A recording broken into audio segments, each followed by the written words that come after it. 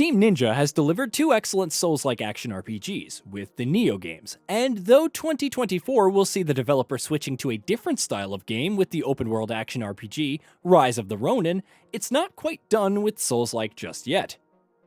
Wolong Fallen Dynasty, which is launching in less than a month, is also going to be a Souls-like, but though it is obviously going to have some similarities to the Nioh titles, it's also diverging from their framework in some key ways. Here, we're going to go over a few of these key differences.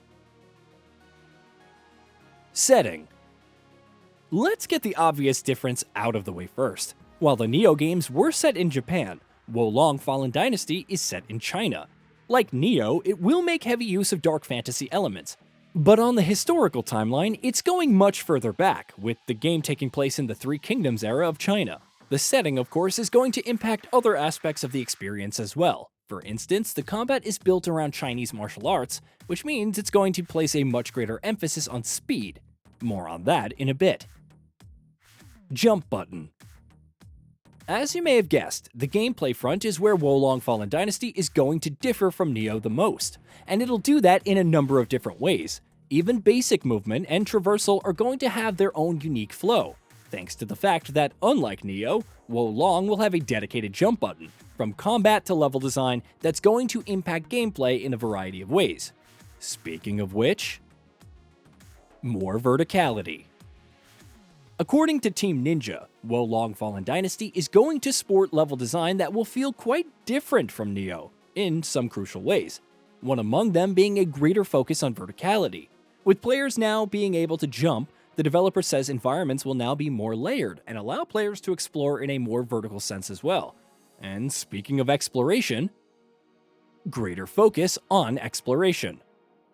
Like the Nioh games, Wolong Fallen Dynasty is going with an area-based structure rather than open-world design, but Team Ninja says it's still going to place a much greater emphasis on exploration. Speaking in an interview with WCCF Tech, the developer explained that the game will feature much more open environments, featuring, in their words, much bigger locations with huge vistas, unique landscapes, and massive castles. Faster and more free-flowing combat. This is probably a comparison that you've seen often enough already, but it bears repeating nonetheless. If Nioh is Team Ninja's Dark Souls, Wolong is their Sekiro, and that's going to be reflected in the pace of combat. That's down to everything from players being encouraged to be much speedier and more aggressive with their attacks to being able to dodge incoming attacks in a variety of ways, especially now that you can jump.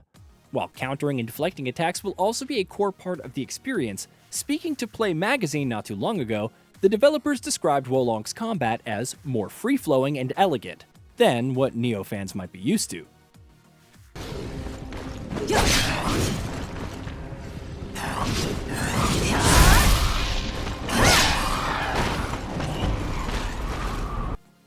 No stamina. This is one of the biggest reasons for combat in Wolong being much faster paced. Stamina, or ki, was a key mechanic in Nioh and its sequel, as it tends to be in the vast majority of Souls-like games. But Wolong is dropping that mechanic, with the game being focused first and foremost on Chinese martial arts. Team Ninja says it decided to remove the stamina gauge so as to allow players to get into a zippier rhythm of action, of attacking and dodging, and to lend that aforementioned free-flowing feel to combat. Again, that sounds a great deal like some of the biggest changes Sekiro Shadows Die Twice made to FromSoft's Souls-like formula. Spirit Gauge. In the stamina gauge's place, Wolong Fallen Dynasty is introducing something that puts a very unique spin on the idea. Players will have to keep an eye on their spirit gauge, which is essentially one of the game's primary ways to encourage players to be more aggressive in combat. Every attack you dish out will fill your stamina gauge, but on the flip side, other actions such as blocking or getting hit will take a chunk out of it. As you might imagine, it will be key to find the right windows in which to move in and attack enemies with flurries or blows. Using special martial arts attacks will also consume spirit, so you're going to want to make sure you're keeping that gauge filled up. Morale ranking system. The morale ranking system is one of the biggest changes Team Ninja is making in Wolong Fallen Dynasty. In a nutshell, the system dictates how powerful you and your enemies are, and what kind of matchup it's going to be between you and a foe. Both you and every enemy in the game will have a morale rank that will dynamically change based on your gameplay actions, Defeat enough enemies and you can level up your morale rank at a battle flag, which is effectively a Dark Souls bonfire or a Nioh shrine, which in turn will also reward you with new spells. If, however, you die, you run the risk of knocking down your morale rank, so if you run into an enemy that has a higher morale rank than you, you're going to be in for a tough battle, unless you decide to grind and increase your own rank before taking on the foe. Streamlined loot. The Nioh games have a reputation for going a bit overboard with their loot systems, and given how needlessly excessive the constant barrage of loot can feel at times, that criticism isn't hard to understand.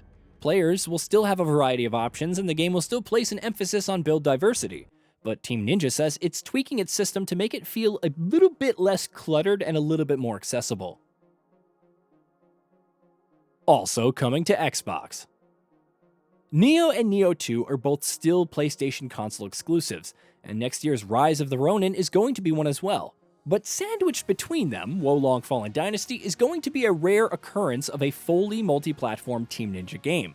When it releases under a month from now, the action RPG will also be available for Xbox Series X and S and Xbox One.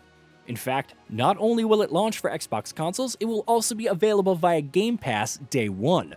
So Xbox fans who wanted to get a taste of Team Ninja's Souls-like offerings, but have never had the opportunity to, are going to be able to dive right in with Wo Long. Hey, did you know that we at GamingBolt upload new videos every day? Stick around, drop a like, subscribe, and hit that bell, and let us know what kind of content you'd like to see in the future with a comment below.